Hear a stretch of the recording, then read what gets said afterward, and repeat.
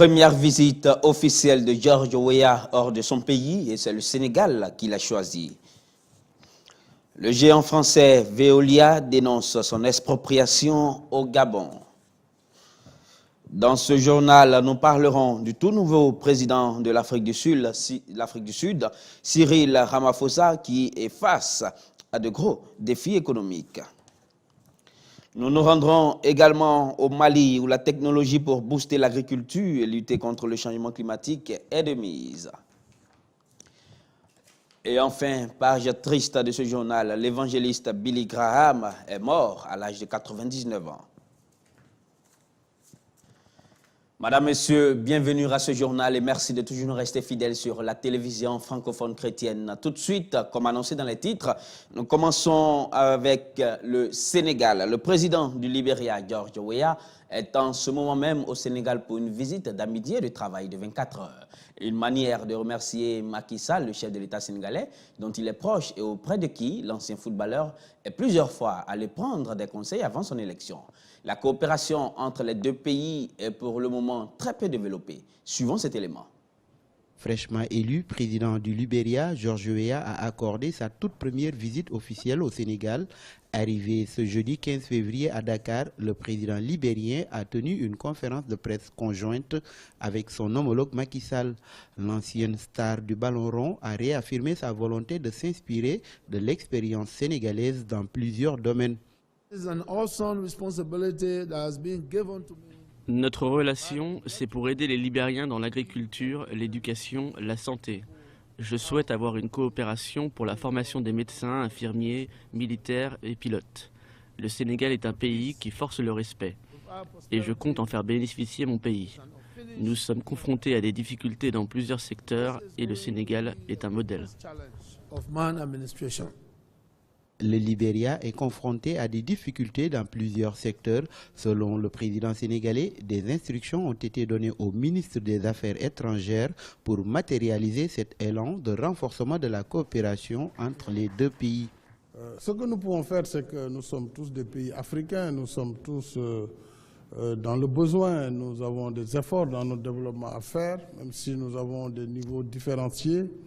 Le Sénégal, par rapport aux priorités que lui a fixées et qui correspondent à nos priorités. Parce que nous avons une population très jeune qui n'a pas souvent de formation. Donc c'est les questions de formation professionnelle, d'encadrement, d'entrepreneuriat.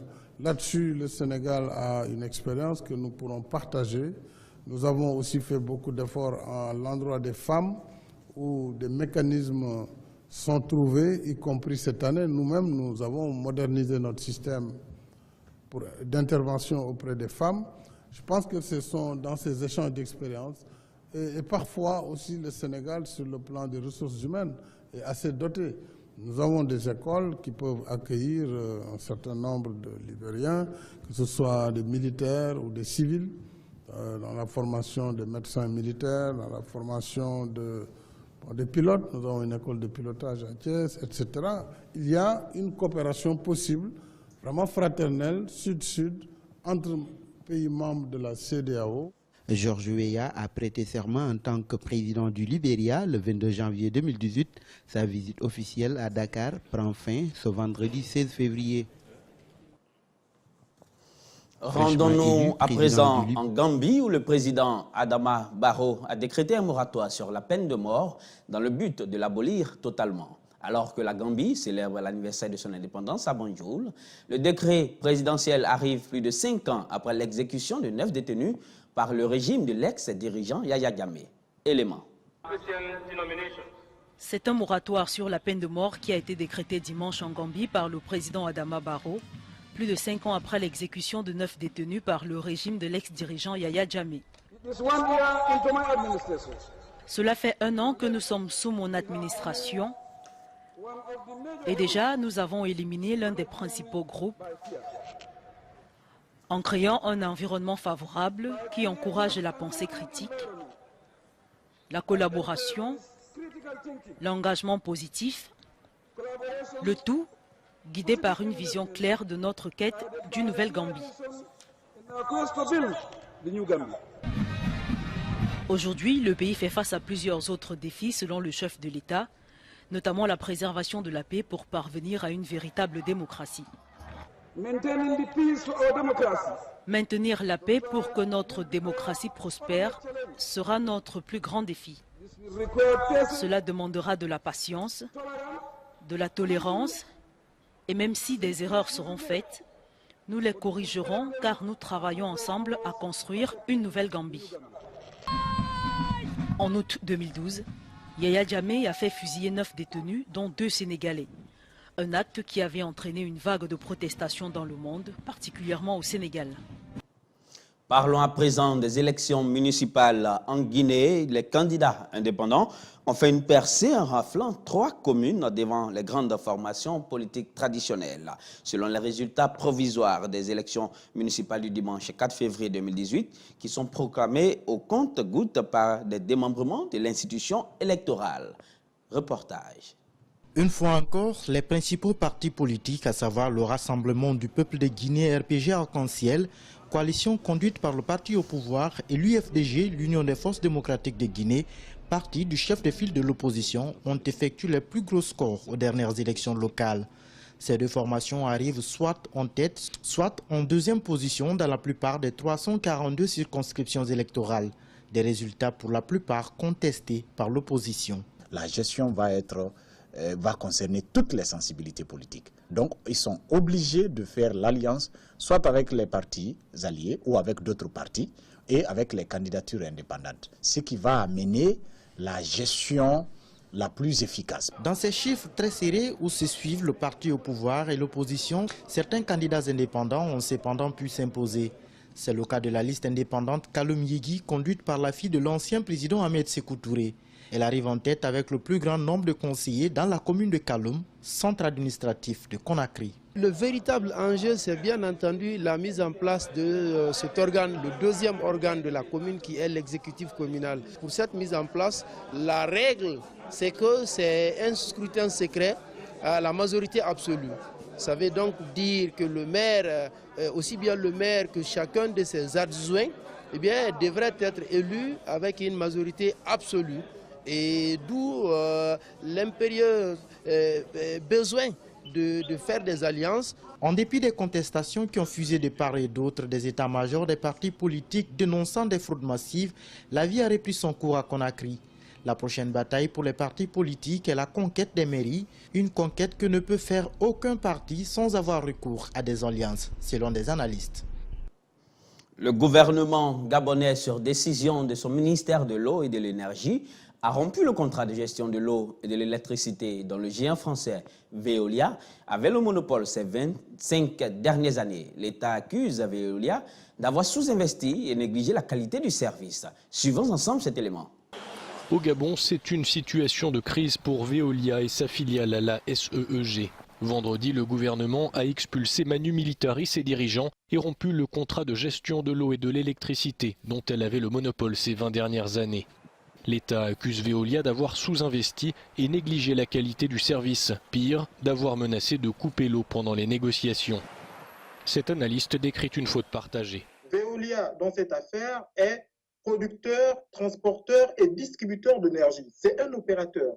Dans le contrat de concession, toutes les infrastructures de production et de transport restent la propriété de l'État. C'est-à-dire les barrages hydroélectriques, les centrales thermiques, les centrales hydroélectriques ou encore les lignes de transport. Ça reste la propriété de l'État. Et lorsqu'on regarde le cycle d'investissement de l'État sur ne serait-ce que les 15 dernières années, on se rend compte qu'il y a une décennie entière où l'État n'a pas assuré sa responsabilité en termes d'investissement dans les infrastructures de production. Et le programme d'investissement de l'État n'a repris que très récemment. Donc en réalité, Veolia n'a pas investi autant qu'il devait, mais l'État aussi n'a pas investi autant qu'il devait. Comprenez bien que s'il n'y a pas de barrage hydroélectrique en amont pour produire l'électricité, le distributeur n'a pas d'électricité à distribuer aux usagers. Donc, il y a une responsabilité partagée qui n'incombe pas uniquement à Veolia. Cela dit, et je tiens à le dire, n'importe quel Gabonais que vous interrogerez vous dira que la qualité de service de Veolia était tout à fait médiocre. En l'absence de repreneur, on peut douter de la capacité du gouvernement à se substituer au groupe français. Contacté par Euronews, Veolia assure être l'un des plus grands employeurs et investisseurs étrangers au Gabon et affirme que l'État gabonais lui doit près de 62 millions d'euros. Le groupe dénonce une mesure brutale prise en dehors de toute règle de droit. Elle risque, quoi qu'il arrive, d'effrayer les investisseurs potentiels. Selon un rapport de l'UNICEF paru mercredi, un enfant sur 24 meurt durant son premier mois de vie. Le deuxième pire taux de mortalité néonatale au monde. En Centrafrique, pays d'Afrique centrale, les enfants sont les premiers à subir les conséquences de l'insuffisance ou du manque d'équipement du déficit du personnel. Suivons ensemble ce reportage. En Centrafrique, les bébés sont les premières victimes du désert médical. Située à 100 km de la capitale de Bangui, la maternité de Bouali souffre du manque d'équipements adéquats devant accueillir des nouveau-nés. Cette structure hospitalière compte un médecin généraliste dans toute la sous-préfecture de Bouali qui compte un peu plus de 33 000 habitants. Il y a beaucoup de problèmes maintenant, surtout au niveau des soins maternels et infantiles. Il n'y a qu'un seul médecin qui est dans la sous-préfecture de Bouali. Vous savez, selon les normes de l'OMS, un médecin pour 10 malades. Or, présentement, un médecin, c'est pour 30 malades. À l'échelle du pays, le constat est identique. Dans plusieurs villes en Centrafrique, une femme sur deux bénéficie d'au moins une consultation prénatale. La proportion tombe à un quart en milieu rural selon l'UNICEF. Il y a une structure de soins ici, mais dans cette structure, il n'y a pas de médecins ni même de personnel qualifié. Il n'y a même pas de médicaments. C'est pourquoi nous sommes obligés d'aller à l'hôpital de PK45. La République centrafricaine et ses 4,5 millions d'habitants ne comptent que 5 pédiatres qui travaillent tous au service pédiatrique du complexe de la capitale. 7 gynécologues obstétriciens qui résident tous à Bangui et environ 300 sages-femmes.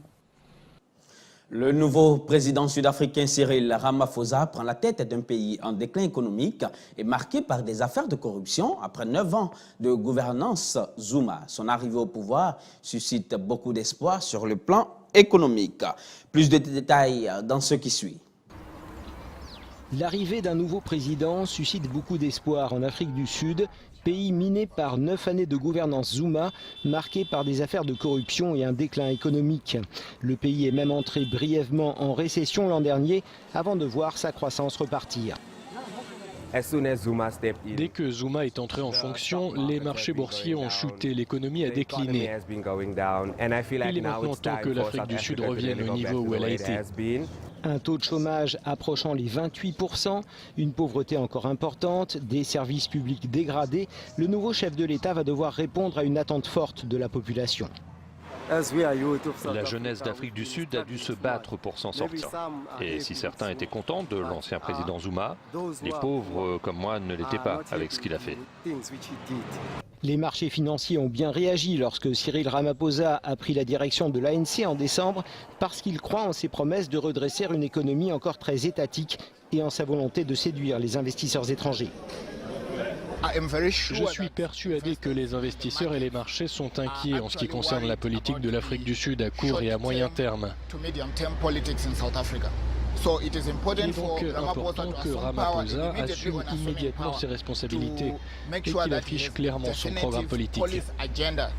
Sous surveillance des agences de notation, le pays est menacé d'une nouvelle dégradation de sa note souveraine, avec alors de graves conséquences pour l'économie sud-africaine. Un accord de 15 milliards de dollars a été conclu par un consortium composé de l'entreprise israélienne Delek, du groupe américain Noble Energy et de la compagnie égyptienne Dolphinus.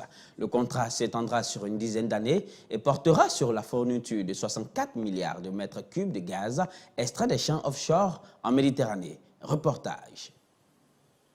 Israël a conclu un contrat gazier historique de près de 15 milliards de dollars avec l'Égypte pour la fourniture de gaz naturel. L'accord a été conclu par un consortium composé de l'entreprise israélienne Delek, du groupe américain Noble Energy et de la compagnie égyptienne Dolphinus.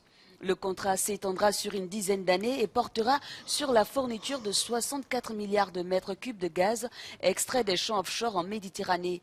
Un contrat historique annoncé lundi par le Premier ministre israélien Benjamin Netanyahou. Je me félicite de cet accord historique qui vient d'être rendu public sur l'exportation du gaz israélien vers l'Égypte. Cela va rapporter des milliards dans les coffres de l'État. Selon le Premier ministre, avec la conclusion de cet accord, Israël devient le premier fournisseur d'énergie à un pays arabe. Beaucoup de gens ne croyaient pas à ce projet gazier. Nous l'avons mené avec la certitude qu'il renforcerait notre sécurité, renforcerait notre économie, renforcerait aussi les relations régionales. En effet, Israël a découvert ces dernières années d'importants champs gaziers. La fourniture de gaz en provenance de Léviathan en Méditerranée devrait débuter en 2019. Comme annoncé dans les titres, rendons-nous à présent au Mali où un agriculteur malien utilise un système de serre informatisé pour laisser mûrir ses légumes par tout temps. Une technologie aux multiples avantages, contrôler les températures, réduire le gaspillage d'eau et partant résister aux caprices du climat. Suivons ensemble cet élément. Après avoir été victime de longues périodes de sécheresse récurrentes durant ces dernières années, le Mali peut entrevoir une solution au problème. C'est un système d'irrigation contrôlé par un ordinateur qui règle l'humidité et la température et qui protège également des insectes. Amadou Sidibé a commencé son exploitation en 2002 et l'a amélioré l'an dernier. Il utilise un système de serre informatisé pour laisser mûrir ses légumes par tout temps. La culture sous serre au Mali a beaucoup d'avantages. Avantage d'abord qu'on est sous abri, c'est une construction métallique avec du plastique et des filets, ce qui fait qu'on contrôle le soleil, on contrôle les insectes qui rentrent. Les agriculteurs sont encouragés à s'adapter au climat plus chaud grâce à des techniques agricoles intelligentes, respectueuses du climat. Le système surveille l'exploitation 24 heures sur 24. Sa configuration lui a coûté environ 480 000 $. Ce que nous faisons, c'est qu'après avoir déterminé la quantité d'eau à donner en fonction des radiations et également en fonction de l'état de la culture, nous programmons dans l'ordinateur le nombre de cycles d'arrosage, à quel moment commencer, les intervalles entre les cycles et l'arrêt de l'irrigation. Environ 25 tonnes de tomates par mois et le kilogramme varie de 1 à 1,50 $ sur le marché local. La ferme emploie 30 travailleurs. Malgré la croissance rapide de la population et l'avancée des déserts, selon certains analystes, le Mali continue de jouir de l'autosuffisance alimentaire. En France, au cœur du parc national des Calanques, débouche un conduit qui, pendant un siècle, a charrié les eaux usées de la deuxième ville de France et dévasté les fonds marins. Un projet expérimental, les Alambics espèrent, bien entendu, les ressusciter. Comprenons l'élément qui suit. Chantier hors norme, dans un décor de carte postale. Dans le parc national des Calanques, on immerge des monstres de béton. Le but de ces récifs artificiels, faire revenir la faune marine qui a longtemps fui cette zone où se déversaient les eaux usées de la ville de Marseille, sans aucun traitement. On crée de l'habitat avec ce qu'on appelle les roselières, nos modules qui vont être déployés dans la colonne d'eau avec les bouées qui vont vraiment monter 3 mètres au-dessus du récif. Et ces cages en inox qui sont remplies de débris coquillés, de coquilles d'huîtres et qui vont permettre de créer un refuge et un habitat pour des petits poissons. L'opération vise à construire 4 villages sous-marins de béton. 300 tonnes de récifs artificiels, comme on en installe sur de nombreux sites côtiers à travers la planète. Mais ceux-ci sont spécialement calibrés pour étudier le retour de la vie en eau trouble. Toute la question est là de cette expérimentation. Quelles sont les fonctions écologiques qu'on peut retrouver dans cet habitat urbain, dans cet habitat qui est impacté par l'homme, où l'homme a laissé son empreinte, mais où l'homme aussi essaie d'aider la nature à retrouver ses droits. Pendant des années, ce conduit a été surnommé l'anus de Marseille. Il existe aujourd'hui une station d'épuration, mais les eaux restent polluées au PCB, métaux lourds et autres résidus d'anti-inflammatoires. Pour cet ancien biologiste marin, réintroduire les poissons à cet endroit est une hérésie. Immerger des récifs alvéolaires ou artificiels, etc., c'est une bonne chose. Le problème, c'est qu'il faut le faire quand le milieu est assaini. Or, dans le cas des Calanques, le milieu n'est pas assaini, c'est un milieu pollué. Ça représente un gaspillage d'argent. dépenser 1 million d'euros pour cette affaire-là, il aurait fallu commencer à alimenter un budget pour rendre performante la station d'épuration de Marseille. Les biologistes espèrent qu'à terme, toutes les espèces retourneront dans les calanques. Des plongées de comptage des poissons sont prévues pendant 3 ans, même si leur retour pourrait prendre plus de temps. Restons toujours dans l'Hexagone. L'hiver, c'est la période cruciale dans les chais de Cognac. L'ère de la distillation, la transformation du vin en eau de vie est une étape technique peu connue qui attire de plus en plus de touristes français et étrangers curieux de découvrir les secrets de cette boisson séculaire. Reportage.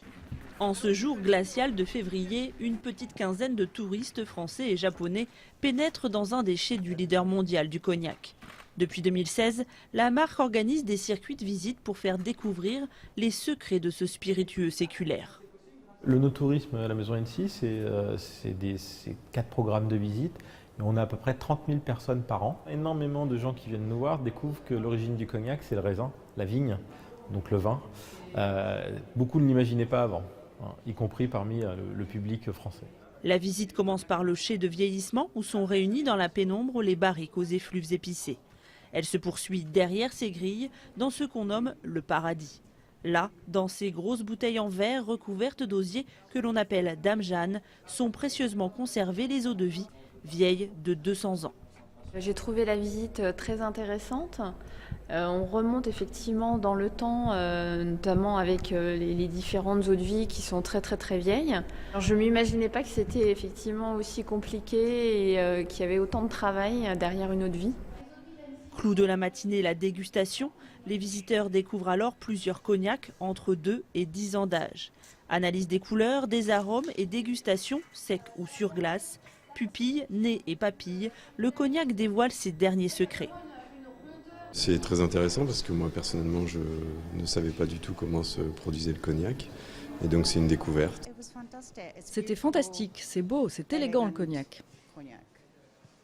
Les vignes sont à nu en hiver, pourtant c'est le meilleur moment de l'année pour venir dans la région. Ceux qui déboursent 250 € pour la journée peuvent visiter les distilleries qui tournent sans discontinuer. Ici, 10 alambics chauffent pendant 24 heures le vin en double distillation. Dans quelques minutes, vous pourrez assister à un moment que nous jugeons essentiel, important, qui est le moment de la coupe, c'est-à-dire le moment de l'arrêt d'obtention de l'eau de vie. Et pour obtenir la parfaite concentration aromatique et gustative sans l'amertume, tout se joue au millième de degré d'alcool. Quand les 59 degrés approchent, les 4 distillateurs sentent, goûtent ce liquide transparent chaque minute et partagent ce moment rare avec les visiteurs.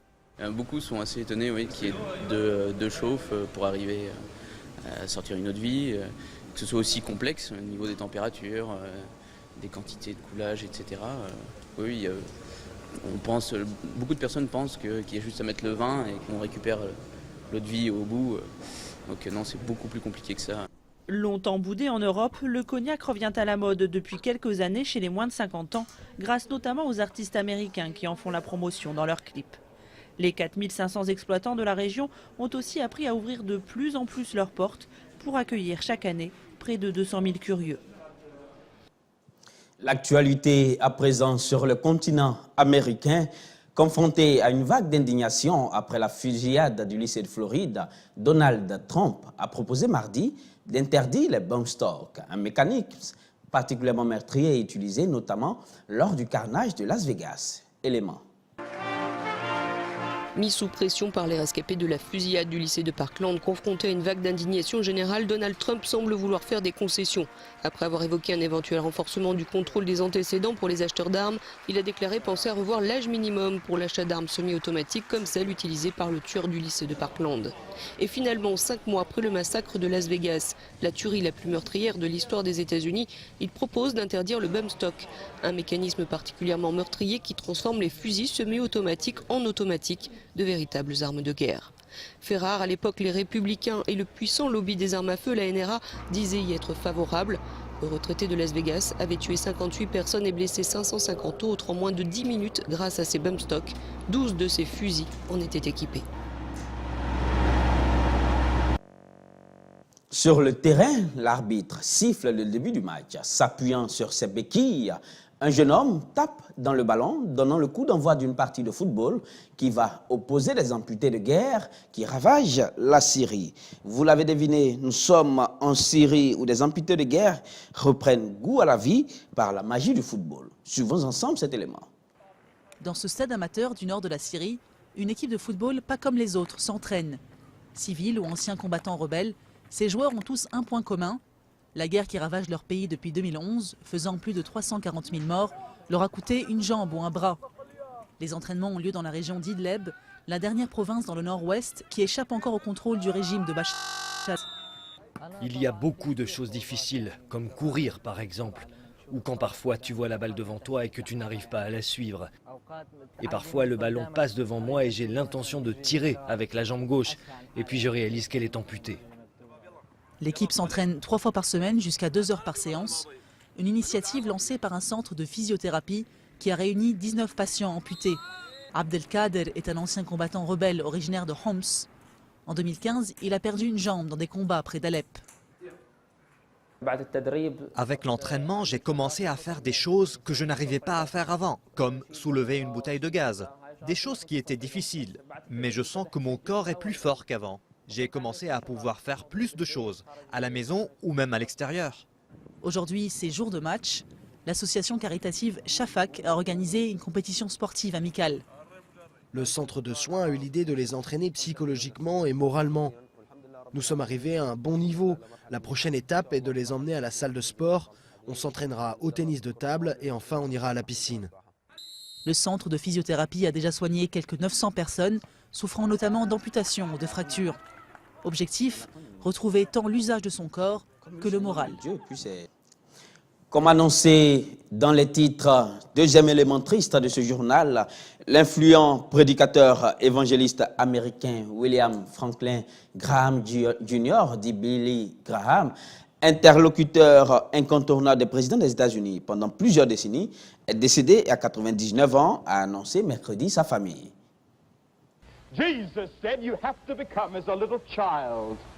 Il était l'un des hommes les plus influents aux États-Unis, une figure religieuse, frôlant parfois avec la politique. Le prédicateur évangélique Billy Graham est mort ce mercredi à 99 ans, a annoncé sa famille. Orateur reconnu et charismatique, il s'est fait connaître par ses prêches retransmis à la télévision, accédant très vite à la notoriété. Proche de nombreux présidents américains comme Ronald Reagan ou Barack Obama, le révérend Graham était considéré comme l'interlocuteur privilégié des chefs d'État. George W. Bush l'avait remercié pour son aide dans son combat contre l'alcoolisme. Billy Graham était aussi l'un des visages de l'Amérique à l'étranger, se rendant plusieurs fois en Union soviétique et en Corée du Nord. C'est ici que s'arrête ce journal préparé par l'ensemble de la rédaction de la télévision francophone chrétienne. Rendez-vous très prochainement pour une nouvelle séquence d'informations. J'ai été très heureux de rentrer dans vos domiciles. Restez TFC, restez bénis.